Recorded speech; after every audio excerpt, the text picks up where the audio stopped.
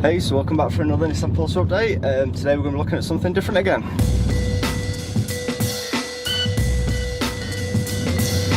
So yeah, today we're taking a look at the new 2017 model Nissan Micra.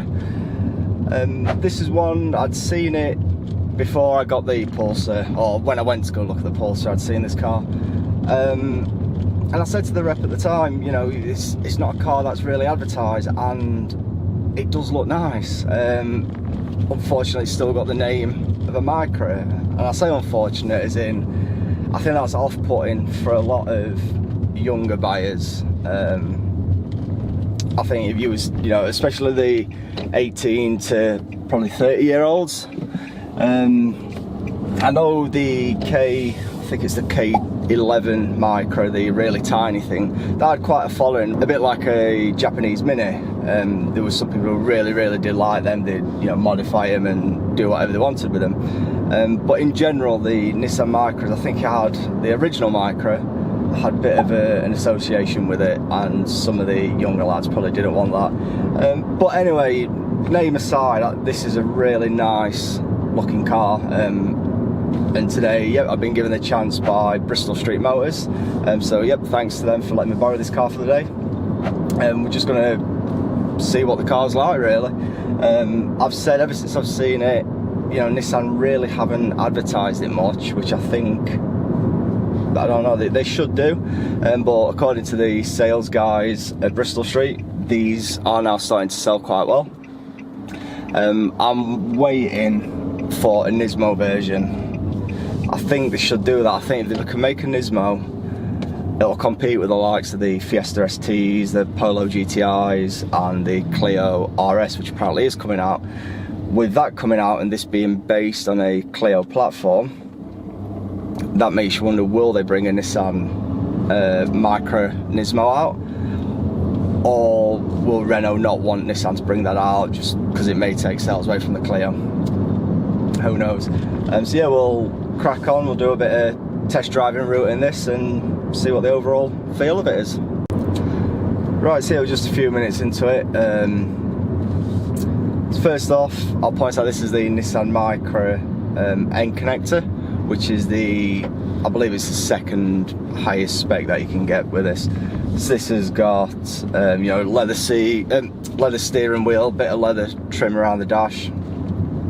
You've got your steering wheel controls for your radio, there's USB port and auxiliary port. The USB does let you put in a USB stick if you want to play your music through that. Nice clear speedos that you find on the rest of the Nissan range, to be fair. It's also got a nice little feature up at the top between the time and the temperature, and it tells you the speed limit of the area that you're in. Just giving it a bit of a blast up there. Not that you can see where there is. But yeah, it seems to pull along quite well, you know, put it from fourth into third, put your foot down, it will get you up to speed quite comfortably. So yeah, it seems a great little fun car so far. We'll just get out of here, we'll get on the bypass, try a bit of, you know, motorway speed style driving. First impressions on this car, it's, you know, I'm 6'1", something like that. Plenty of space for me. I don't think I'm going to get much passenger space behind me, but I think this kind of car you're looking for your first drivers, probably the young lads who want something a bit different. This would be ideal. You know, like I say, it's in the category of Fiestas, Clios, yeah, that kind of small city car, sort of hatchback style. So this is kind of in that category. It's a much bigger car than it used to be, you know, years and years ago, and it looks a lot nicer than the bubble version that they did in the early 2000s. Yeah, I think the other end of the scale is those who have probably had kids, they've had a big car and they want to downsize again. You know, again, a nice little runaround car for that. The boot seems plenty big enough. I've got some of my camera gear in the back, so you're not missing out there. It's not like the old Lupos and the original Micra with no boot. This has got a decent amount of boot space, to be fair. So yeah, we'll get on the bypass and see how it goes down there. So yeah, we're on the bypass now. Just bring it back down to 60. So we're doing 60 mile an hour now. 5th gear. We'll put the foot down.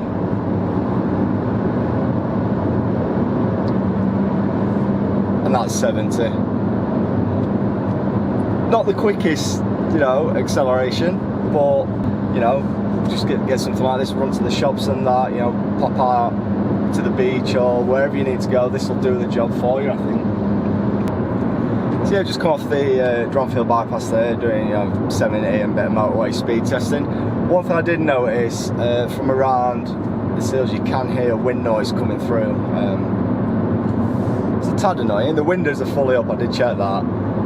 Normal speeds, everything seems fine, feels fine, sounds fine. You can't, even at 70, other than that bit of noise, you can't really hear much from the engine.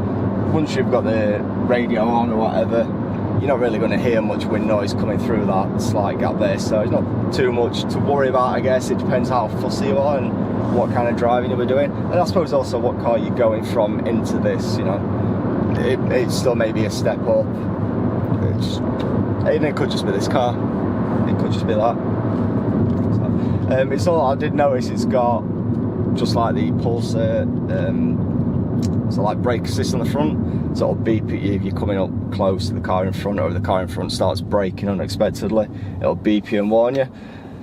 So yeah, that's pretty cool. It's got a nice clear sat nav system on here, again just very much like the Pulsar, and you know, if you've looked at the Duke, the Qashqai, anything like that, it's got the nice, I think it's a 7-inch touchscreen display. Right, so we've done a bit of driving around now. Gonna go through some of the extras. I made sure I got a brochure this time, so hopefully I won't miss anything off. So the model we've got is the N-Connecta. Now, as I said earlier, this is the second top trim level in the range. So you've got the Ascenta before that, then you've got a Vizia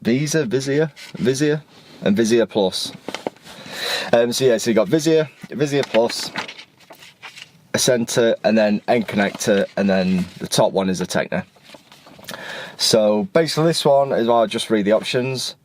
This has everything the Ascenta has, which is 16-inch alloy wheels, body coloured mirrors, body coloured front door handles, modern black cloth trim with grey inserts, chrome door handles, interior, satin silver decoration on the gear knob, check. Safety, it's got traffic sign recognition, we'll come to that in a moment.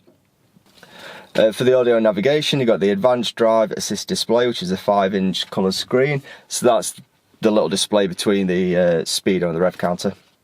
You've got a 7-inch touch display, which is your entertainment or infotainment, entertainment, whatever you want to call that. AUX auxiliary socket for an MP3 player, as I mentioned earlier. It has the smartphone app as well, so for like Apple Play and Android Play, I think it's called, or Android Mobile. I can't remember what the Android one's called, but there's an Android one. I don't know. 4 speakers, which, believe it or not, might sound daft, but there are little cars in this category with only 2 speakers. So in addition to the Ascenta, this has electric folding heated mirrors with LED turn indicator, rear privacy glass, so tinted windows, always nice, leather steering wheel, which I've already mentioned. It doesn't say this on there, but it's a flat bottom steering wheel, can't go wrong with that. LED ambient light in the front passenger console. Again, Nissan Connect 7-inch touchscreen, navigation and entertainment system with CD player, and DAB digital radio on this one. Convenience, automatic air conditioning, nice. So yeah, they're everything you get on this model. Hopefully I've not missed anything. You get everything the other models have as well, you know. Yeah, but yeah, it's small, but it's not too small. I mean, the headroom here, there's enough. You know, I'm 6'1", and there's whatever that is, 3-4 inch above me. Plenty of legroom. The seat can still go back. Mate, you could probably get a 6.5 footer driving this, to be fair. My leg fully stretched out, I've struggled to put the pedal down and full back. Other things that I do like, I am liking the seats. It's got the nice side bolts as well, which do hold you in, so that's another win. A couple of things I wish it did have is the rear electric windows. That'd be nice. push start, that'd be cool. It's got your lane assist as well on this, which a lot of the Nissan range does have now, and it also has the braking assist as well, which I mentioned earlier. So if a car in front suddenly brakes, this will beep to alert you, and then, you know, it'll try and slow you down. I think it only works if you're doing like 25 miles an hour or less. It doesn't have blind spot detection. I'm not sure if the Tecna does. I'll just have a quick look. Can't see any mention of it in the Tecna, so it looks like for this car you're not going to get blind spot detection. Although, to be fair, the blind spots for today's cars, they're not all that bad. So yeah, as it comes to expecting new cars these days, between the rear window and the rear passenger, you know, your C pillar, I suppose, it's always big and fat. I don't know why. I think they're normally chucking an airbag, but mirrors are nice and big on this, so you should be able to see all around you. And then you've got your A pillar blind spot, but unless you get something like a Fiat Multipla, the world's ugliest car, again, you're always going to have that. So yeah, I wouldn't call that problems. Visibility around it seems to be okay, to be fair. So yeah, we've taken a look at some of the features, just been for a quick blast around some country roads as well. All in all, I don't know really what more to say about it. It's honestly, for the car that it is, for the size, you know, forget the fact that there's not much leg room. You're not buying the car for space for rear passengers, to be fair. But everything else, you know, it's all good, really. It accelerates quick enough. It gets you up to 60 easily and quickly enough, and it'll go way beyond 60, and way beyond 70 as well. So yeah, it certainly motors along well enough. Even the brakes, for a small car, the brakes are very good on this as well. And it seems to handle itself around the corners quite well. Yeah, I've not rallied it around like a rally car, but it can. It's not wishy-washy. It's not like a boat. Steering, that's very nice and light. I did notice I popped home, turned around in a cul-de-sac, whips around very easy, and the steering becomes very light at low speeds. So, you know, for your city driving and car parks and whatnot, bob on for that. So yeah, that's about it for this video today then. Again, thanks to Bristol Street Motors for letting me borrow the car for the day. And as always, if you enjoyed this video, then smash that like button. If you've not liked it, then feel free to hit that dislike button as well. If you're enjoying these videos, then make sure you subscribe. For instant notifications, click on the bell icon and you'll get a pop-up straight away once the new video is uploaded. So yeah, oh, and leave a comment below if you own one of these, or if you're looking at one of these, or if you ever had one of the old Micras. Comment below and let us know what you think. So yeah, we'll see you on the next one. I've got a ladybird just flying to the bloody car. Come on, E-Type.